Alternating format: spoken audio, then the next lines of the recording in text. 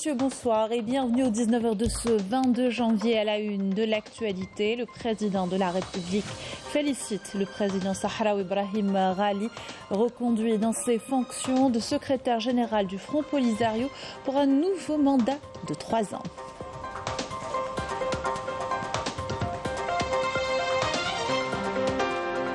La présidente du Conseil des ministres italien, Giorgia Meloni, entame une visite de travail d'amitié en Algérie. À la tête d'une importante délégation ministérielle, il sera question de renforcer les relations historiques et stratégiques entre les deux pays. De grandes quantités de neige enregistrées ce week-end dans plusieurs wilayas du pays, causant des désagréments, des axes routiers coupés à la circulation et des villages enclavés. Le BMS se poursuit. Le point dans ce journal. Début hier à Dakhla du vote pour élire les membres du secrétariat national du Front Polisario. 2023 sera une année importante pour les Sahraouis. Associations ONG renouvellent leur engagement pour la cause. Exemple de la AARASD en France. Bienvenue à tous, heureuse de vous retrouver. Je vous le disais en titre, le président de la République, Majid Tebboune, a adressé ce dimanche un message de félicitations à Brahim Ghali suite à sa reconduction dans ses fonctions de secrétaire général du Front Polisario et le président de la République arabe sahraoui démocratique. Monsieur le président et chers frères, suite à votre reconduction dans vos fonctions de secrétaire général du Front Polisario, Front populaire de libération de la Sarre et Al-Hamra et du Rio de Oro et du président de la République arabe sahraoui démocratique, je vous présente mes chaleureuses félicitations accompagnées de mes vœux de plein succès dans l'accomplissement de vos nobles missions au service de la juste cause sahraoui et de son peuple vaillant, a écrit le président dans son message. À cette occasion, je tiens également à vous féliciter pour le succès du 16e congrès du Front Polisario et à saluer la résistance du peuple sahraoui frère qui s'est exprimé en réaffirmant une nouvelle fois son attachement à son droit légitime, inaliénable et imprescriptible à l'autodétermination conformément aux résolutions pertinentes des Nations Unies et de l'Union africaine, tout en vous réaffirmant la position constante de l'Algérie et son soutien de principe à la juste cause sahraoui. Veuillez agréer, Monsieur le Président et chers frères, l'expression de ma haute considération et de mon amitié, a conclu le président de la République. La présidente du Conseil des ministres italien, Giorgia Meloni, a entamé ce dimanche une visite de travail et d'amitié en Algérie.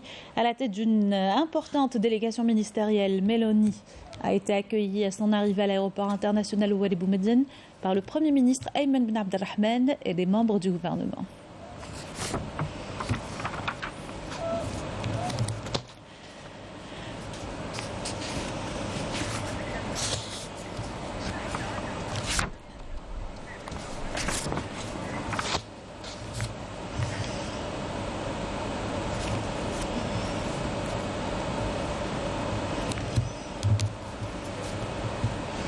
La présidente du Conseil des ministres italien, Giorgia Meloni, s'est rendue au Carré des Martyrs où elle a observé une minute de silence à la mémoire des Chouhada et déposé une gerbe de fleurs.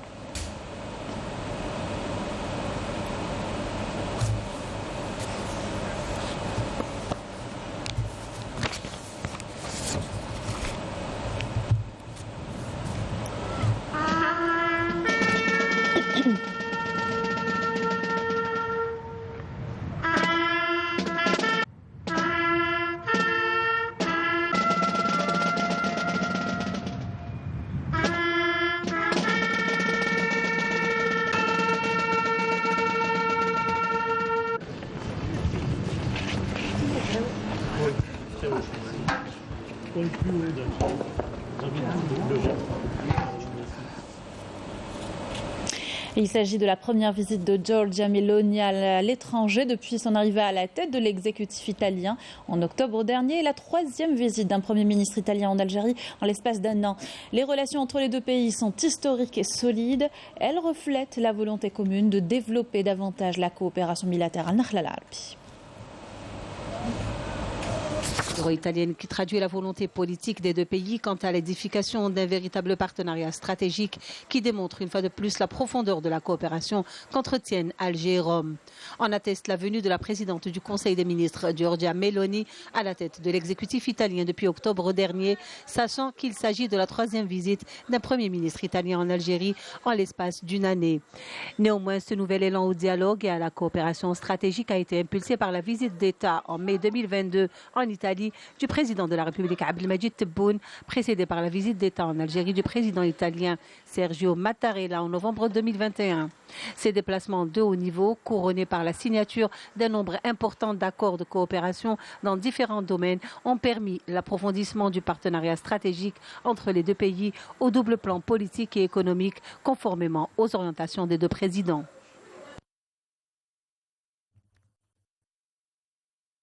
ويؤكد على الصداقة القوية المتينة بين إيطاليا والجزائر، وعلاقات الإيطالية الجزائرية ليست وليدة اليوم، هي قديمة في زمان وتقوت أكثر أثناء ثورة التحرير، ثم المساعدات اللي تلقيناها من عند الأصدقاء الإيطاليين في العشرية السوداء.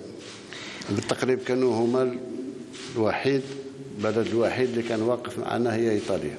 إذن العلاقات بين إيطاليا والجزائر علاقات قوية وستتقوى أكثر إن شاء الله في المستقبل القريب جدا.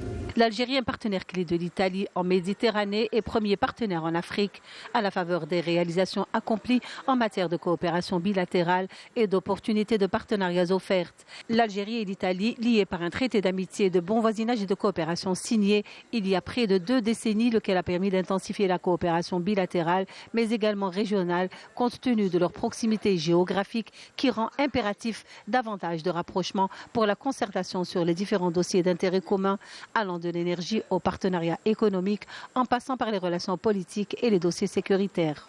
Nous sommes convaincus que l'Afrique et l'Europe ont un avenir commun et pour ce faire, l'Algérie joue un rôle central. L'Algérie et l'Italie, une relation historique marquée du sceau de l'amitié et de la fraternité, une relation promue par l'ami de la révolution algérienne, l'industriel italien Enrico Mattei, devenu depuis figure de proue de la coopération économique et de l'amitié entre les deux pays. Et justement, au-delà de l'aspect politique, l'Algérie et l'Italie sont liés par un partenariat stratégique, notamment dans le domaine de l'énergie. Le volume des échanges commerciaux entre les deux pays a été estimé à 8 milliards de dollars en 2021 et est amené à augmenter à la lumière de nouveaux accords. Amalie Siridir. La coopération économique algéro-italienne est en constante évolution.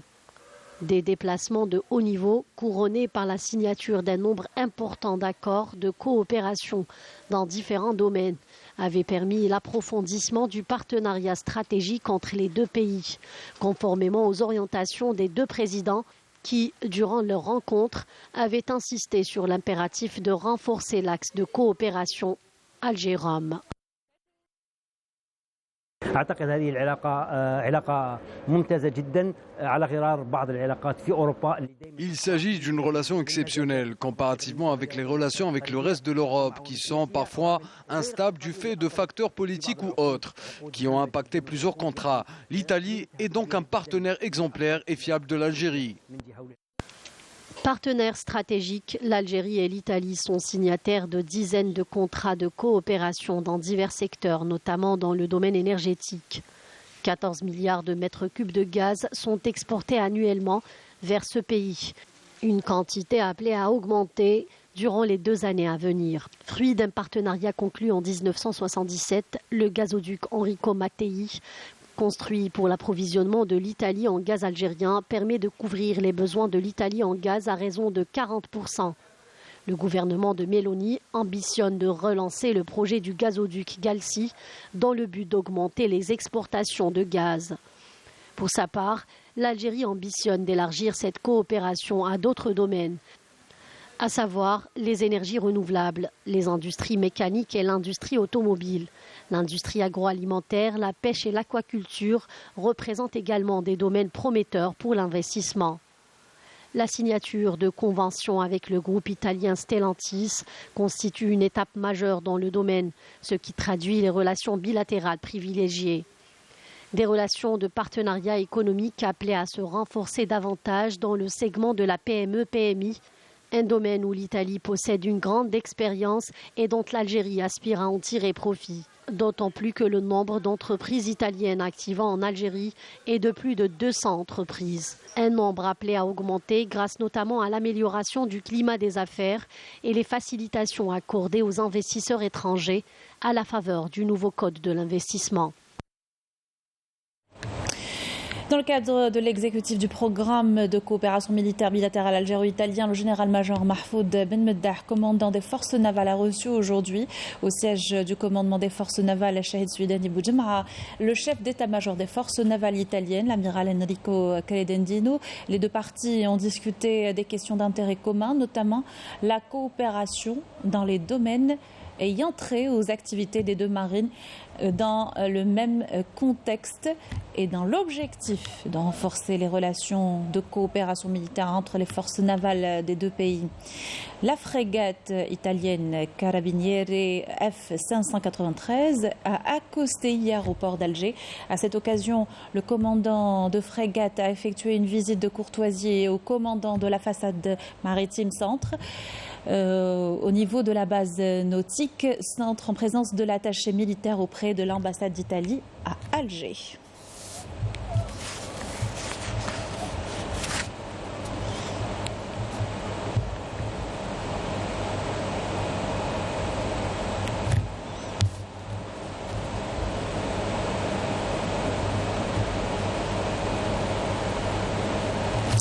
En prévision de la tenue de la 17e session de la conférence de l'Union parlementaire des pays membres de l'Organisation de la coopération islamique prévue à Alger fin janvier, le président de l'Assemblée populaire nationale, Brahim Bourali, a reçu le secrétaire général de l'Union parlementaire des États membres de l'OCI, Mahmoud Khouraish Nayes. La rencontre a permis de passer en revue les préparatifs en cours de la 17e conférence. Le président de la PN a assuré la disposition du Parlement algérien à abriter cette session dans de bonnes conditions.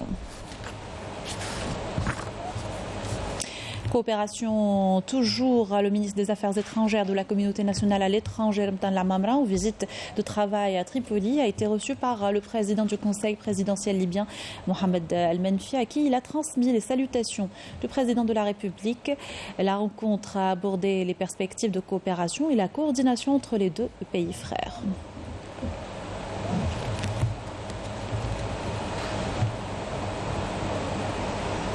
Le ministre des Affaires étrangères et de la communauté nationale à l'étranger, Mtan Lamamra, a pris part à la réunion consultative des ministres des Affaires étrangères arabes à la capitale libyenne. La réunion a été l'occasion de discuter et d'échanger autour du suivi de la mise en œuvre des décisions du sommet arabe tenu en Algérie en novembre dernier et l'évolution de la situation dans les pays arabes. Dans ce contexte et en présence de représentants des Nations Unies et de l'Union africaine, une attention particulière a été accordée à l'évolution de la situation politique en Libye et des moyens d'unifier les efforts onusiens et africains en coopération avec les pays voisins pour arriver à un consensus qui permettrait aux parties libyennes de parvenir à une réconciliation nationale globale et d'organiser des élections démocratiques, ce qui mettrait fin définitivement à la crise. La réunion a également permis d'examiner les moyens de consolider l'action arabe commune et de moderniser ses méthodes conformément aux propositions constructives entérinées par le sommet arabe d'Alger à l'initiative du président Abdelmajid Tebboune. Le ministre libyen de l'enseignement supérieur et de la recherche scientifique du gouvernement d'union nationale en Algérie pour 3 jours. Il s'est rendu ce dimanche à l'université d'Alger 1. Ben Youssef Ben Khadda. Le déplacement s'inscrit dans le cadre du renforcement de la coopération entre les deux pays à travers la consolidation de signatures d'accords de jumelage entre les établissements des deux pays, a indiqué Omran Mohamed Al-Qib. Nous avons des relations historiques avec l'Algérie qui a une grande expérience dans de nombreux domaines et dont nous nous inspirons notamment dans le domaine de l'enseignement supérieur et la recherche scientifique, a-t-il déclaré. De grandes quantités de neige enregistrées ce week-end dans plusieurs wilayas du pays, causant des désagréments, des axes routiers coupés à la circulation et des villages enclavés également. Le BMS Neige se poursuit selon Météo Algérie. La prudence est donc de rigueur. Le point dans ce sujet signé Raouf Hamouche. Il a beaucoup plu, il a aussi beaucoup neigé sur pratiquement tout le nord du pays, particulièrement dans les régions de l'Est et du centre. Les quantités les plus importantes de neige sont toutefois tombées sur les hauts plateaux et l'Est du pays. Sétif et Constantine étaient d'ailleurs toutes blanches ce matin, donnant lieu à un spectacle que les habitants de la région connaissent bien et qui continue d'enchanter les enfants. C'est un réel bonheur de voir la neige tomber ici à Sétif. C'est une véritable aubaine pour nous, pour les enfants et surtout pour les terres agricoles. Seulement voilà, l'accumulation de la neige et du verglas a pratiquement bloqué le trafic routier sur les axes de plusieurs localités du nord du pays, à l'instar de Médéa, où les automobilistes n'ont pu circuler que grâce à l'intervention des équipes de la protection civile, accompagnées de celles des travaux publics et des services de sécurité. Dès les premiers flocons de neige, je suis sorti avec ma famille pour profiter de ces beaux paysages. Dieu merci, grâce au travail et à l'engagement des services concernés, la circulation est fluide. Avec cette neige, je demande seulement à tous de faire très attention sur la route, car cela peut être très dangereux. Il y a une accalmie au niveau des wilayas de l'ouest du pays, mais ça persiste sur les wilayas du centre ainsi que les wilayas de l'est avec deux BMS très importants, notamment les chutes de neige et aussi accompagnées de chutes de pluie. Le chute de neige très important à partir du relief 600 mètres à 700 mètres du centre, centre-est jusqu'à l'est du pays. Où déjà, durant les dernières 24 heures, il y a eu plusieurs interventions de ce sens de la protection civile. On a d'assistance des personnes qui étaient bloquées, cernées sur les routes suite au cumul de neige. Depuis la salle de surveillance des routes et des voies de communication de la gendarmerie nationale, on suit de très près l'évolution de la situation engendrée par les intempéries. Dans chaque wilaya, une cellule de suivi et d'intervention travaille sans relâche pour apporter de l'aide aux citoyens. دائما هذه الخلية تعمل 24 ساعة على 24 ساعة طيلة هذه الاضطرابات الجوية إلى غاية يعني انقضاء هذه النشرية الخاصة وكذلك تسهر دائما على توجيه الوحدات من أجل تأمين المواطنين. Un bulletin spécial de l'Office national de la météorologie précise que cette vague de froid continuera à affecter les régions du centre et de l'est du pays jusqu'à la fin de la semaine. Prudence donc si vous êtes sur les routes, la vague de froid se poursuit comme vous venez de l'entendre. On va parler coopération, retour à la coopération. Le complexe sidérurgique algérien Qatari Steel reçoit ses premières cargaisons de fer brut pour train depuis le port de Djenjen. Le volume de matières premières appelé à augmenter jusqu'à répondre à la demande du complexe estimé à 10 500 tonnes jour. L'exploitation de cette ligne allégera notamment la pression sur la route Djidj El Mili. Les détails, Walid Yousfi. Après plusieurs tests, la ligne ferroviaire à double voie reliant le port de Djenjen au complexe sidérurgique de Bellara est enfin opérationnelle. Elle permettra dans un premier temps de transporter près de 3000 tonnes de fer brut par jour sur une distance de 50 km avec possibilité d'augmenter la charge dans une deuxième phase. Après qu'on se soit mis d'accord avec les différentes parties concernées, nous avons programmé le départ de 2 trains à partir de la station de Djenjen vers l'usine de Bellara sur une distance de 50 km, avec au total 30 wagons de 1500 tonnes chacun. De quoi atteindre les objectifs du programme annuel établi et atteindre les 2 millions de tonnes par an dans un premier temps et réduire par la même occasion la pression sur la route reliant Djidj et Emilia.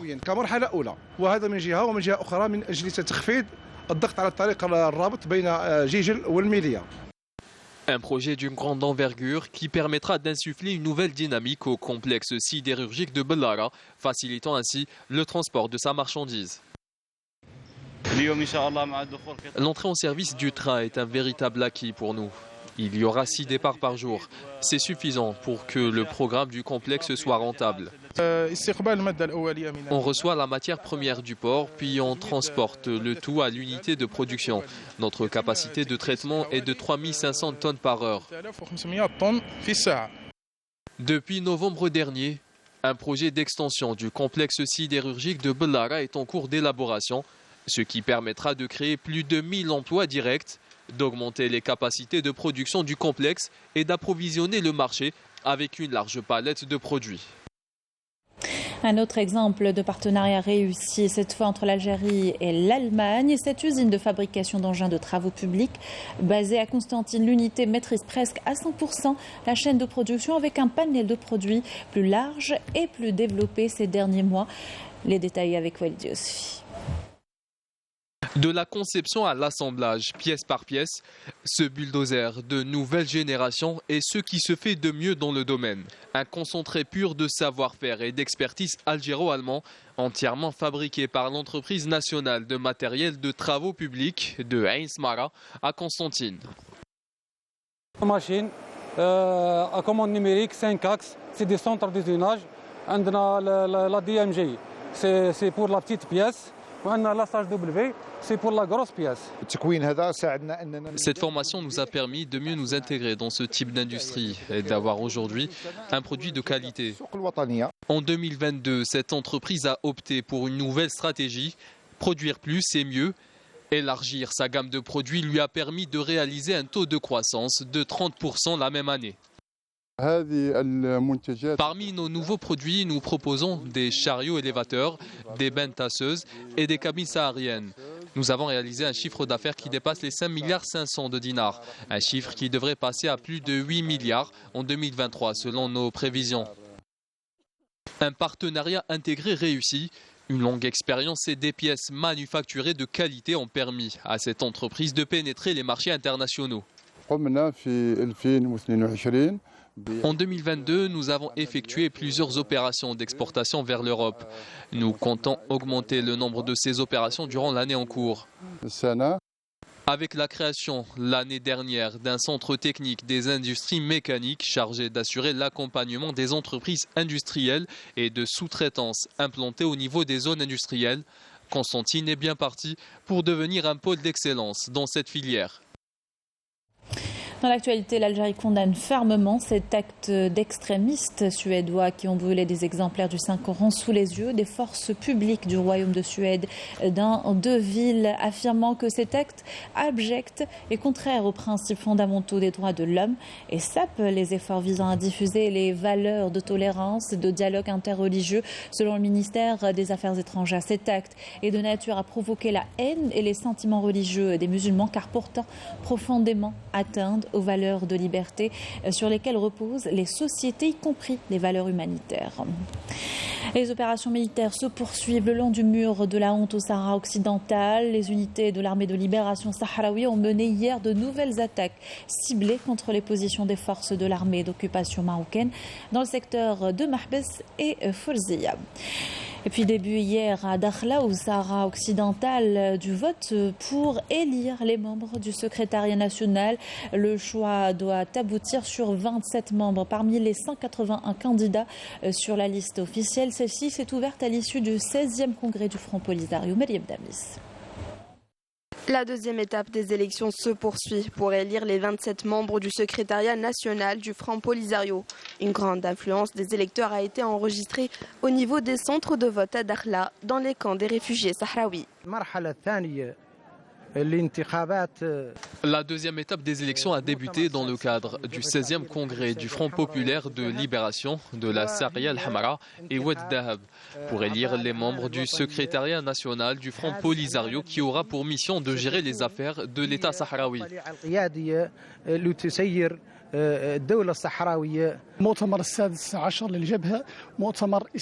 16e congrès du Front Polisario est exceptionnel sur tous les plans, notamment ce qui concerne les aspirations du peuple sahraoui. Le peuple sahraoui est conscient de la dangerosité de la situation et de la nécessité d'élire un dirigeant. Les élections des membres du secrétariat national se déroulent dans de bonnes conditions. C'est un congrès réussi sur tous les plans, ce qui traduit la détermination du peuple sahraoui dans cette expérience démocratique unique. Tout se passe bien et le congrès aboutira à des résultats qui serviront sans aucun doute la cause sahraoui. Le congrès reflète l'esprit démocratique du peuple sahraoui et sa conscience d'élire des représentants qui défendront ses droits. Les travaux du 16e congrès du Front Polisario placés sous le slogan « Intensifier la lutte pour chasser l'occupant et parachever la souveraineté » se poursuivent après leur prolongation de 2 jours dans le cadre des statuts du Front populaire de libération de la Saria al-Hamra et Wad al-Dahab. Le soutien des associations et ONG à travers le monde à la cause sahraoui réitéré régulièrement. L'Association des Amis de la République arabe sahraoui démocratique espère mettre en œuvre en 2023 des projets d'action à même de développer en France le poids politique du Front Polisario et du peuple sahraoui. L'association qui tient depuis vendredi son assemblée générale à Confreville-Lorcher en Normandie, une ville jumelée depuis 1993 avec une daïra sahraoui dans les camps de réfugiés. On écoute ces propos recueillis par notre correspondante en France, Afaf Belhoujet.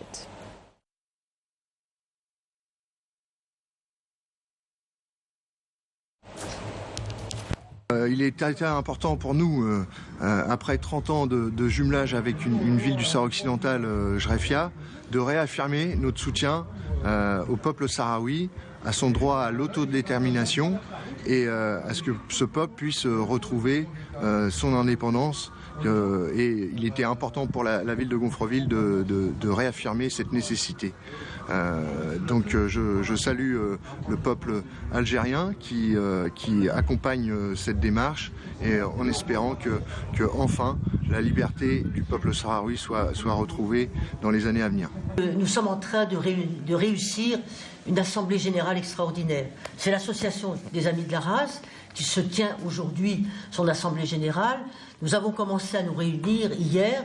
Nous avons surtout travaillé hier sur les droits de l'homme, avec en particulier un témoignage très tragique, mais également très émouvant, d'un journaliste marocain exilé en France, Hicham Mansouri, qui a été en prison au Maroc pour fait d'investigation et de révolte et d'esprit critique. Et aujourd'hui, nous avons pu travailler avec Manuel Devers, du cabinet d'avocats Devers, qui travaille en direction de la Cour de justice européenne sur cette question de la protection des ressources naturelles. On a aujourd'hui une réunion de travail très constructive avec les Amis de la RASD et on a pu faire le point sur l'état des procédures du Front Polisario devant les juridictions européennes. Il a été également évoqué la question du recours fait par la Confédération paysanne et on a aussi fait une rétrospective sur les grandes avancées qu'il y a eu pour le peuple sahraoui depuis 2016 avec la reconnaissance du statut séparé et distinct, la reconnaissance du consentement sahraoui pour toute exploitation des ressources naturelles.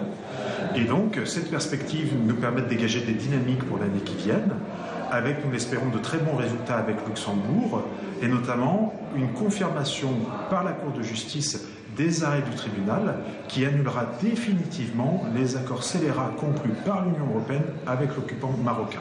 Et on a pu se féliciter des avancées dans le cadre des mécanismes onusiens, que ce soit les comités, et en particulier les mécanismes du Conseil des droits de l'homme, rapporteurs spéciaux, groupes de travail.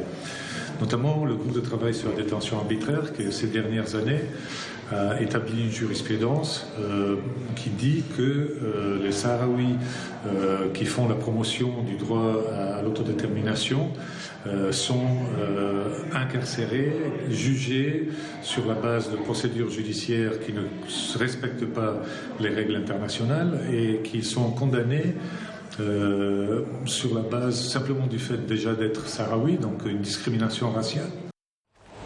Et cette association, l'Association des Amis de la République arabe sahraoui démocratique, prépare une visite au camp de réfugiés sahraouis. Elle aura lieu à partir du 20 février prochain, ont-ils confié à notre correspondante en France, Afaf Belhoujet.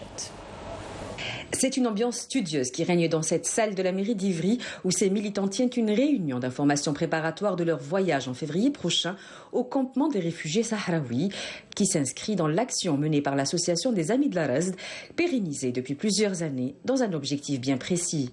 Alors ces voyages ont pour but de découvrir une population dont on ne parle jamais parce que même si on parle parfois du conflit, on en parle dans des termes juridiques, mais on ne dit pas qu'il y a un peuple derrière. Donc l'objectif, c'est de découvrir les institutions de la République arabe sahraoui démocratique qui sont en construction depuis maintenant 48 ans. Et puis nous irons voir les écoles, les dispensaires, et on logera chez l'habitant pour mieux approcher la population sahraoui. À leur début, ces voyages d'information s'organisaient aussi bien dans les camps que dans les territoires occupés. Depuis, un mur de séparation a été érigé par l'administration coloniale. Mais Yola garde un souvenir très vif de la répression coloniale à l'époque. Par exemple, en arrivant à Tantan, avant d'arriver, on a appelé un représentant de la Ligue des droits de l'homme, un correspondant local, qui devait nous attendre à la descente du bus, du car. Donc on avait rendez-vous et il nous a vus arriver à Tantan, il nous attendait et nous on approchait vers lui et les policiers marocains sont arrivés de deux côtés et l'ont carrément soulevé et emporté. Parmi les participants, beaucoup feront le voyage pour la première fois. Moi, je viens dans ce voyage par le biais de mon organisation politique, le Mouvement des Jeunes Communistes de France. Et c'est important pour moi de dire aussi avec mes camarades qu'on s'engage en fait dans une lutte contre l'impérialisme, contre le colonialisme, où l'État français a du sang sur les mains en fait. De pouvoir voir de nos propres yeux ce qui se passe là-bas et de pouvoir ensuite ramener auprès de nos camarades, témoigner de la violence de la colonisation et faire campagne en France ici autour de cette lutte. Parce qu'au point de vue politique, je pense que c'est important de montrer que c'est un peuple qui n'est pas tout seul et que nous sommes là et que nous inquiétons d'eux. Des voyages financés entièrement par ces militants participants, sauf les élus. Ils seront 11 sur les 51 personnes inscrites à ce voyage, des Français, mais aussi des Japonais, des Suisses et des Allemands. L'instance nationale de soutien aux détenus d'opinion au Maroc salue la résolution du Parlement européen condamnant les violations et la répression contre les journalistes et les opposants dans le pays. L'ONG affirme avoir suivi avec beaucoup d'intérêt le vote du texte, estimant que la résolution condamnait également l'instrumentalisation et la fragilité sociale et légale des femmes au Maroc. Retour dans le pays pour parler sport et l'événement du moment, le CHAN. Au programme de cette compétition, 2 rencontres décisives de la 3e journée du groupe B. Le Sénégal affronte la République démocratique du Congo à 20h au stade du 19 mai 56 de Annaba. Et l'Ouganda sera aux prises face à la Côte d'Ivoire au stade Nelson Mandela de Barakri. Les 2 rencontres à partir de 20h.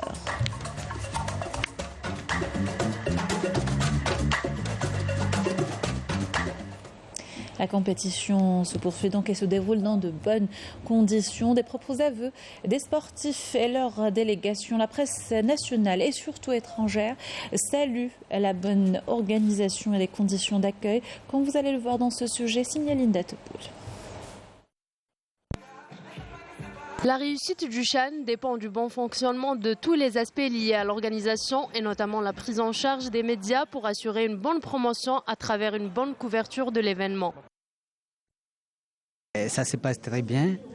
Au sein des médias, les journalistes sont quand même bien entretenus. Les volontaires sont là. L'accueil était parfait. Les conditions de travail dans la salle de presse sont excellentes. Parce qu'on ne se plaint pas d'Internet, tout se passe bien et on est bien nourri et on est bien encadré. Les conditions sont très bonnes, on a accès au centre de presse avant le match, donc le jour avant pour les conférences de presse, etc. Et on a aussi accès assez facilement pendant le match. Les accès en tribune, les accès même au stade sont assez simples. Les journalistes ont également exprimé leur admiration par rapport aux nouvelles installations sportives proposées par l'organisation. On a été épaté par les infrastructures sportives algériennes qui ont été réalisées aux normes internationales. J'ai assisté à la Coupe du Monde et je peux dire que l'organisation de ce CHAN est vraiment à la hauteur des autres manifestations internationales. Ce sont là des atouts que l'Algérie fera valoir pour obtenir le droit d'organiser d'autres événements sportifs de grande envergure. Avec ceci, nous arrivons à la fin de notre journal. Merci de l'avoir suivi. Excellente soirée sur Canal Algérie.